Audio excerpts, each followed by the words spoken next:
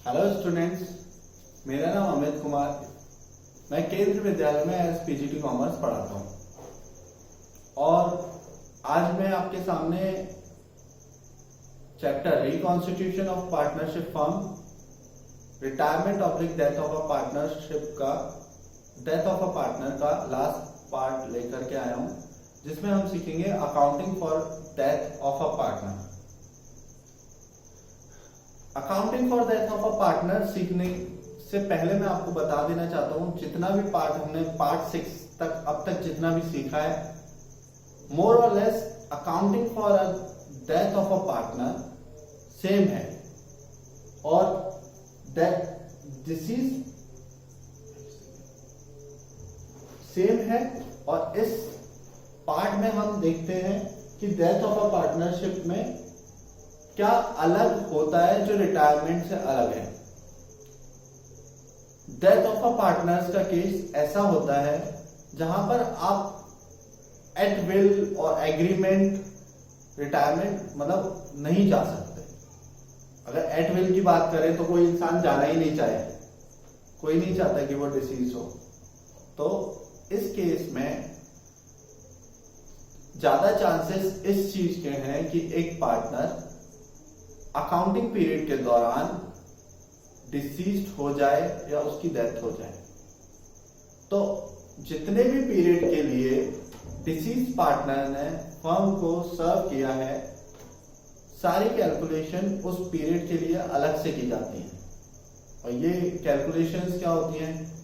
अगर पार्टनर्स ने को इंटरेस्ट ऑन कैपिटल देना है तो वो इंटरेस्ट ऑन कैपिटल दी जाएगी, but for that period from the date of last balance sheet up to the date of his death, क्योंकि उतने पीरियड के लिए उसने फर्म को सर्व किया। इसके अलावा interest on drawings, in case partner ने कुछ भी ड्राइंग्स की थी तो उस ड्राइंग्स के लिए पार्टनर्स को पेमेंट किया जाएगा। पार्टनर्स पेमेंट करेंगे फर्म को। इनकेस कोई सैलरी पार्टनरशिप डीड में लिखी हुई है तो सैलरी दी जाएगी, और इनकेस कमीशन लिखा हुआ है तो वो कमीशन भी पार्टनर को पे ऑफ किया जाएगा।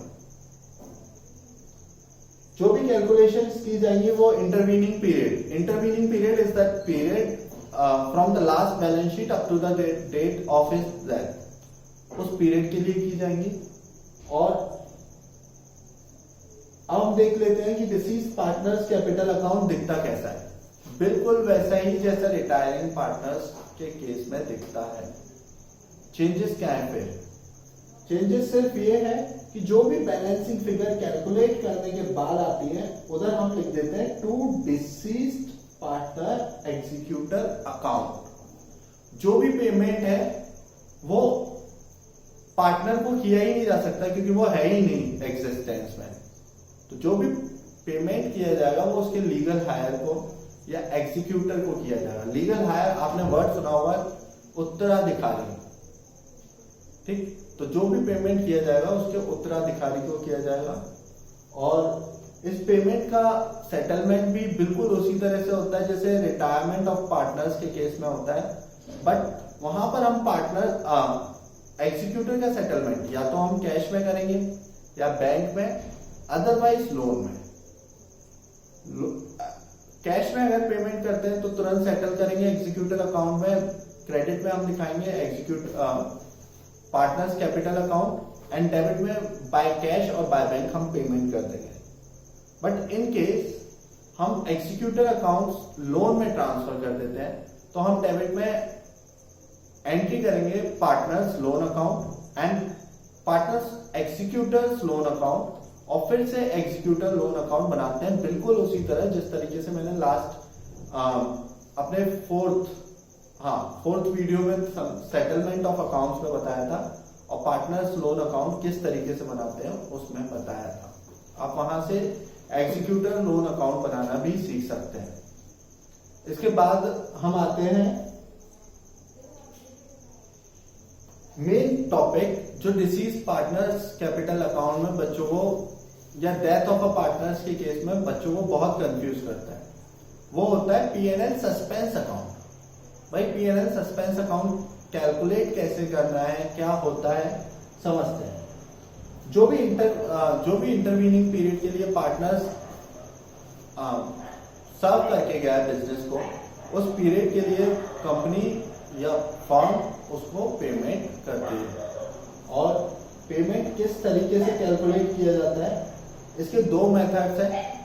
First one is on time basis, time duration के बेसिस पे, जिसमें हम, और second one is on turnover basis, on sales basis, जो भी सेल हुई उस पीरियड की उसके बेसिस पे। समझ लेते हैं। Point number one, on time basis. Time basis is this method we have to take into consideration the profit of last year and the time of which remained partner during the current year। हम इस time basis में पता करते हैं कि last year हमने कितना profit कमाया। यह सवाल आपको एवरेज प्रॉफिट के बेसिस पर भी दे सकता है, तो आप उसके बेसिस पे प्रॉफिट कैलकुलेट करिए। एवरेज कैसे करते हैं, नंबर ऑफ ईयर, मतलब टोटल प्रॉफिट ईच ईयर का divide by number of year, इस तरीके से आप एवरेज प्रॉफिट भी निकाल सकते हैं। देन उसके बेसिस पे आप करंट ईयर का प्रॉफिट, करंट ईयर के टाइम के बेसिस पे, जैसे सपोज करो एक पार्टनर ने 5 महीने सर्व किया, लास्ट ईयर का प्रॉफिट 1,20,000 था, तो हर महीने का कितना 10,000, 5 महीने का कितना 50,000। तो जो 5 महीने का प्रॉफिट है हम कैलकुलेट कर रहे हैं, दैट इज 50,000, जो कि तीनों पार्टनर या जितने भी पार्टनर हैं उन्होंने मिलके कमाया। तो उस रेशियो में मिस्टर जाने वाले का खर्चा, जाने वाले का हिस्सा कितना है, ठीक। तो हम कैलकुलेशन देखते हैं।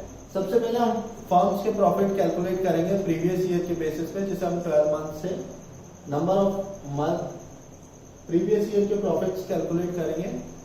एंड इसके बाद जो भी जाने वाला पार्टनर है उसका हिस्सा उसमें मल्टीप्लाई कर देंगे, जिससे हमें पता लग जाएगा कि डिसीज पार्टनर्स का P&L सस्पेंस अकाउंट कितना है। अब हम बात करते हैं on turnover basis. Turnover basis firms के प्रॉफिट लास्ट ईयर के कितने थे, कितने टोटल सेल्स थे, और उस सेल्स के बेसिस पे उस सेल्स पर हमने कितना नेट प्रॉफिट कमाया था। ऑब्लिक करके हम एक रेशियो निकाल लेते हैं, उस रेशियो को करंट ईयर के सेल्स में मल्टीप्लाई कर देते हैं। इस तरह से हमारा करंट ईयर का प्रॉफिट आ जाता है। और जब उस करंट ईयर के प्रॉफिट में डिसीज पार्टनर का शेयर मल्टीप्लाई करते हैं तो हमारे डिसीज पार्टनर का P&L सस्पेंस अकाउंट आ जाता है। इस कॉन्सेप्ट को समझने के लिए हम पीछे दिए हुए एग्जाम्पल को पेपर पेंसिल मोड से सॉल्व करेंगे, और पेपर पेंसिल मोड से सॉल्व करने के बाद में समझेंगे कि इस सवाल को हमें परस्यू कैसे करना है, इस सवाल को समझना कैसे है।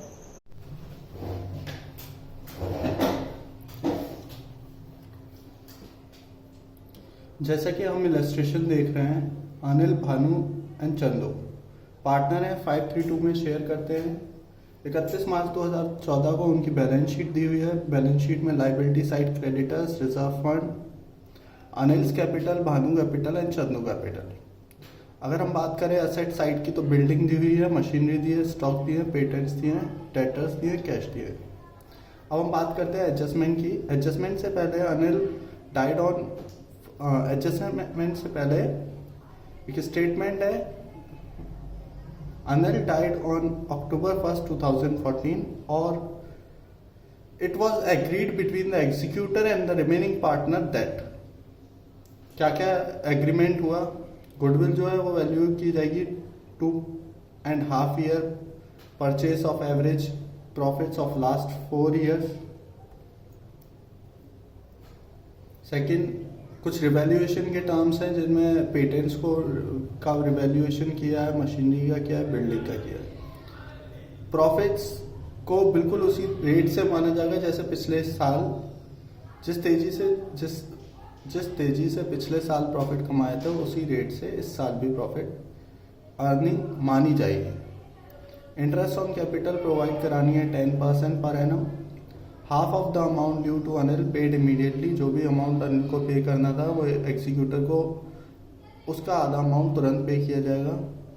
हमें प्रिपेयर करना है Anil capital account and Anil executor account.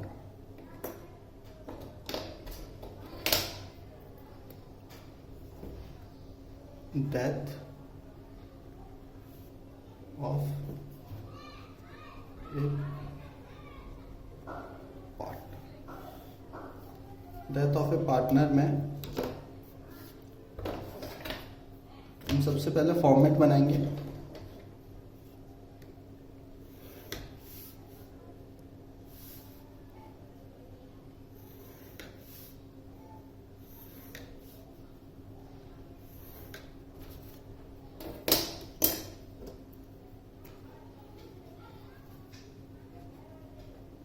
Anil's capital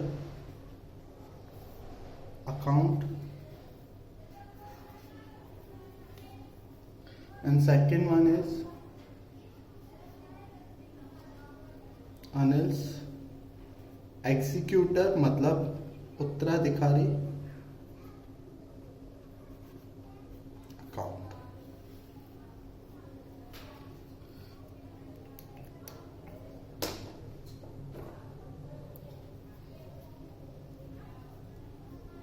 particular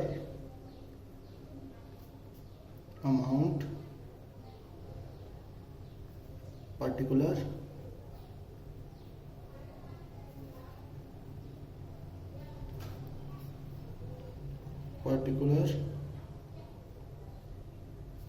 amount, particular amount। अब हम क्वेश्चन पर चलते हैं और क्वेश्चन पढ़ने का तरीका ये है कि सबसे पहले हम एडजस्टमेंट वाइज एडजस्टमेंट पढ़ेंगे, एक एक एडजस्टमेंट को रीड करेंगे एंड रिकॉर्ड करेंगे। तो हम आते हैं फर्स्ट एडजस्टमेंट पर, जहां पर हमें फर्स्ट एडजस्टमेंट में बोला गया कि गुडविल वैल्यूएशन जो कि किया जाएगा 2.5 year purchase of average profit of last 4 year. तो सबसे पहले वर्किंग नोट नंबर 1, जिसमें हम लिखेंगे calculation of Anil's share of goodwill।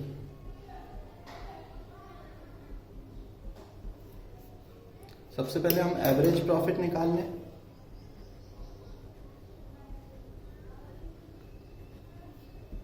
Average profit will be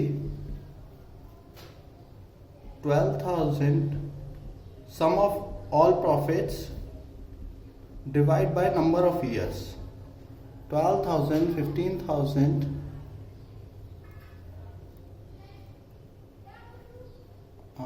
13,000, मेरे से थोड़ा ऊपर नीचे हो गया लेकिन आप सीक्वेंस में लिखोगे, that is 13,000, 12,000 plus 20,000 divide by, क्योंकि नंबर ऑफ ईयर 4 है तो आप 4 से डिवाइड लगाओगे। जैसे ही आपने डिवाइड लगाया आपका एवरेज प्रॉफिट जो आया वो आया 15,000।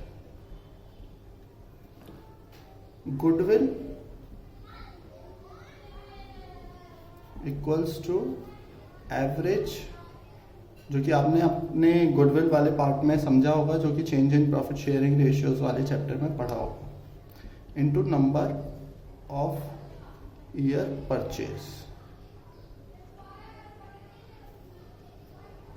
15,000 इंटू 2.5 कैलकुलेट करके आपकी figure I 37,500। Now Anil's share of goodwill कितनी है? 37,500 की 5/10 कैलकुलेट करके हमारा आया 18,750 रुपीज। 80,750 रुपीज। ये 18,750 rupees remaining partner gaining ratio में डिसीज्ड पार्टनर को पे करेंगे। तो भाई जब सवाल साइलेंट है कि किसने कितना गेन किया, तो जो ओल्ड रेशियो होता है वही न्यू रेशियो भी होता है और वही गेनिंग रेशियो भी होता है। ये हमने अपने वीडियो नंबर 1 में सीखा था। तो हम यहाँ लिखते हैं बाय, पार्टनर के नाम क्या है, भानुस कैपिटल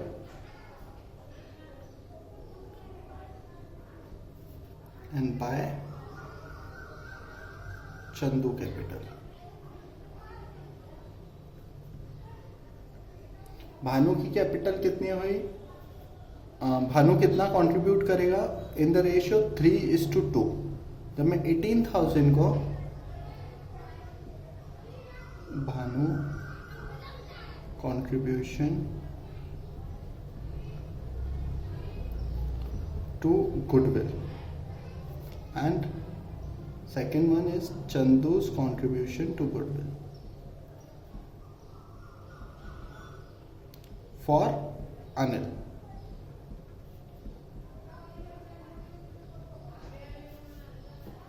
$18,750 का 3/5 and 18,750 का 2/5। जब इसको हम कैलकुलेट करते हैं तो हमारी फिगर आती है 5 से ये कटा इंटू 3, 10, अमाउंट इज 11,250 रुपये and this one is 7,500 rupees. तो भानु की कैपिटल कंट्रीब्यूशन होगी 11,250 and 7,500। First adjustment done, read, record and delete. Now you don't have any need to read it again. आपके सवाल से ये एडजस्टमेंट खत्म हो चुकी है। अब हम आते हैं सेकेंड एडजस्टमेंट पर, जहां पर हमें बोला गया कुछ रिवैल्यूएशन के टर्म्स दिए हुए हैं। रिवैल्यूएशन के टर्म्स दिए हुए हैं तो ये ऑब्वियस है कि हमें एक छोटा सा रिवैल्यूएशन अकाउंट बनाना पड़ेगा। तो हम रिवैल्यूएशन अकाउंट बना लेते हैं। डेबिट में particular,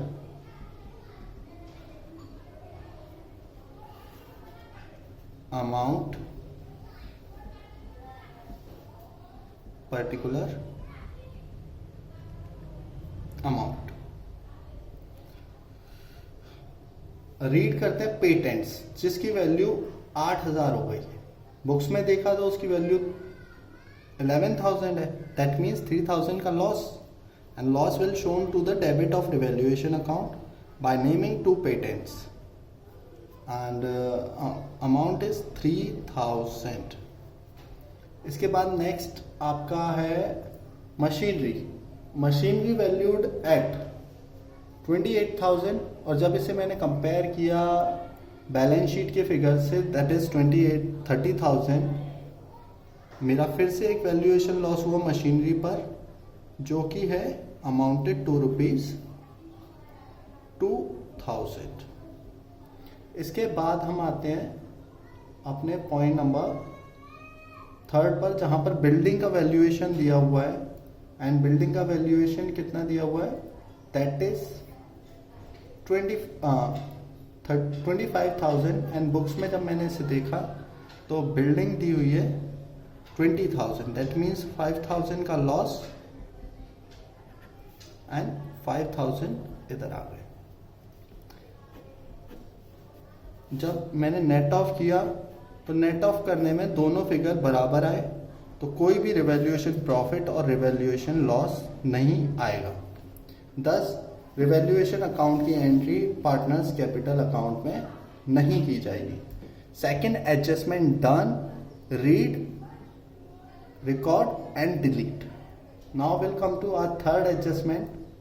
Profit for the year ended 2013 and 14 will taken at the same rate that of the previous year। तो पिछले साल में आपने प्रॉफिट कितने कमाए थे? अगर हम गुडविल वाली एडजस्टमेंट में देखते हैं तो हमें पता लगता है हमने लास्ट ईयर 15,000 प्रॉफिट कमाए थे। 15,000 प्रॉफिट कितने पूरे साल के लिए। Working note number 3, calculation of profit and loss suspense account. ये सस्पेंस अकाउंट हमें इसलिए क्रिएट करना पड़ा क्योंकि हम इस वक्त P&L अकाउंट नहीं बना रहे हैं और ये अचानक से प्रॉफिट एंड लॉस का एक शेयरिंग हो गई, इसलिए हमें P&L सस्पेंस अकाउंट क्रिएट करना पड़ा। और P&L सस्पेंस अकाउंट का कैलकुलेशन आपके लास्ट ईयर के प्रॉफिट कितने हैं, दैट इज 15,000। अनिल जो है वो 6 महीने सर्व करके गया है अपने बिजनेस को 10। Firms profit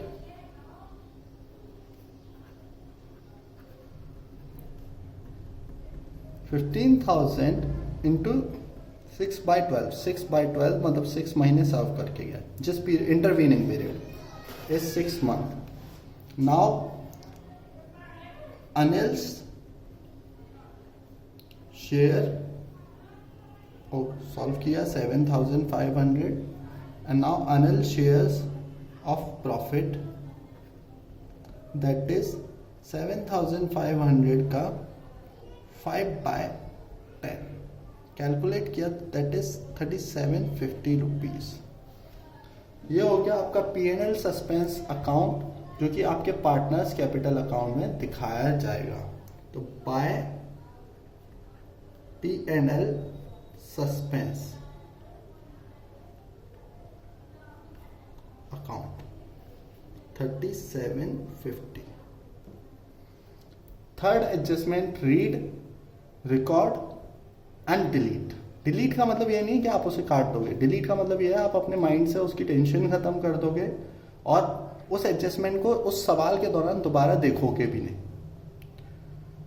now will interest on capital be provided eight 10% per annum. Interest on capital 10% provide करानी है।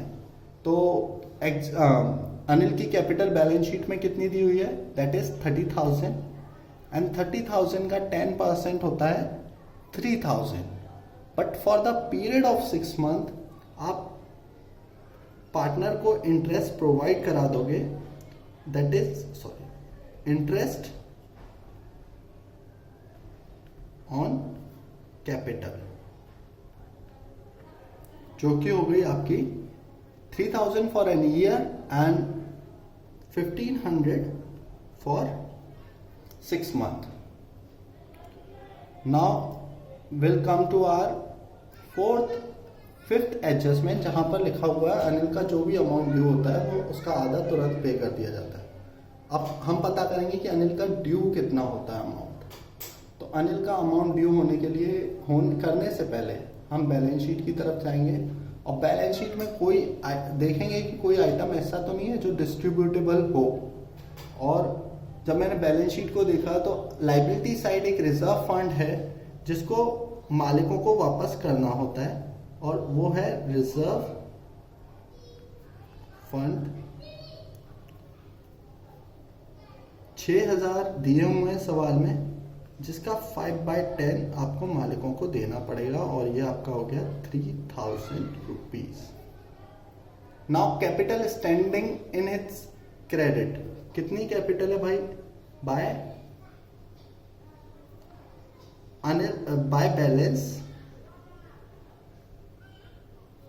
BD that is 30,000, 30,000।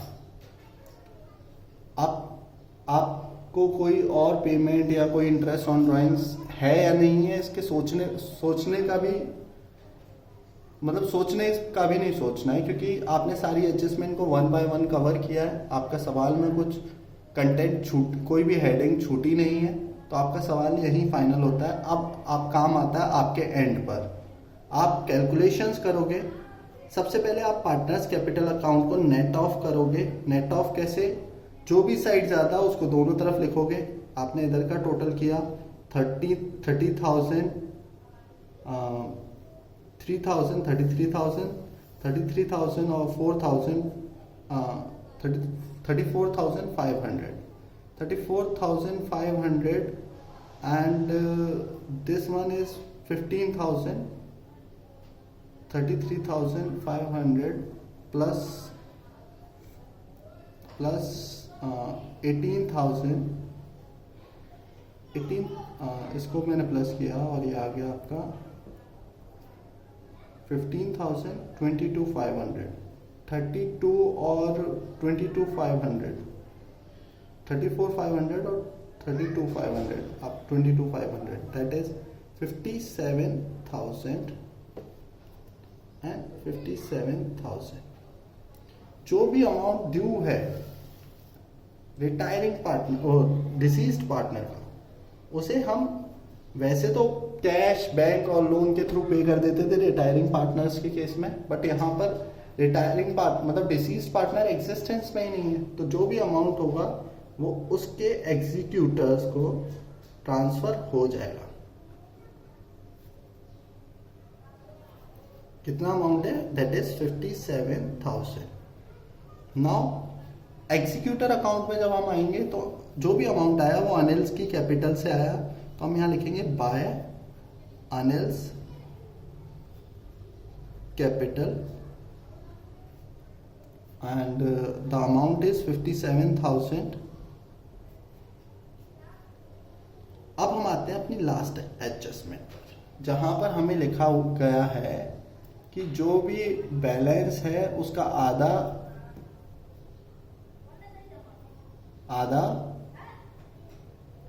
अनिल के एग्जीक्यूटर को तुरंत पे कर देना है। तो बैंक अकाउंट के थ्रू आप पेमेंट कर दोगे और जो भी बचेगा उसे बैलेंस सीडी में ट्रांसफर कर दोगे। That is 57,000 and that is 57,000। 57,000 का आधा कितना होता है? 28,500। 28,500 का आप पेमेंट कर दोगे एंड बाकी का balance c d as Anil's executor वो कंटिन्यू रहेगा जब तक उसका पेमेंट नहीं किया जाता। अच्छा, ये सवाल का एंड है। यहाँ पर आपको ये सवाल आई थिंक पूरा समझ में आया होगा। इसके बाद मैं आपको ये भी बता दूं, टू और बाय का लगाना कंपलसरी नहीं है। इन केस आप किसी एक जगह लगाते हो तो आपको पूरे क्वेश्चन में टू और बाय मतलब डेबिट में टू और क्रेडिट में बाय लिखना पड़ेगा, और अगर आप नहीं लिखते हो तो कहीं भी ना लिखो। आई होप ये सॉल्यूशन आपको क्लियर है और आपके आगे क्वेश्चन करने में भी काफी हेल्प करेगा। जैसा कि मैं समझता हूँ कि पेपर पेंसिल मोड से आपको सॉल्यूशन काफी अच्छे से समझ में आया होगा, और जो बेस्ट से बेस्ट तरीका था उस तरीके से मैंने आपको समझाने की कोशिश की है। आई होप ये ना सिर्फ ये वीडियो और ये टॉपिक आपको समझ में आया होगा, अब ये reconstitution of partnership firm, retirement oblique death of a partner आपको अच्छे से समझ में आया होगा। एंड ये टॉपिक आपको फ्यूचर में आपके फ्यूचर एस्पायरेशन को अचीव करने में आपकी काफी मदद करेगा। जैसे कि मैं हर वीडियो में बोलता हूँ कि ये पीछे दी हुई पीपीटी में आपको लिंक के डिस्क्रिप्शन में प्रोवाइड कराऊंगा। जो भी एग्जांपल्स मैं देता हूँ अपनी स्टडी के दौरान वो सारे एनसीईआरटी बुक्स से होते हैं, जो कि आप इजीली एक्सप्लोर कर सकते हो ऑनलाइन एनसीईआरटी की वेबसाइट्स पे।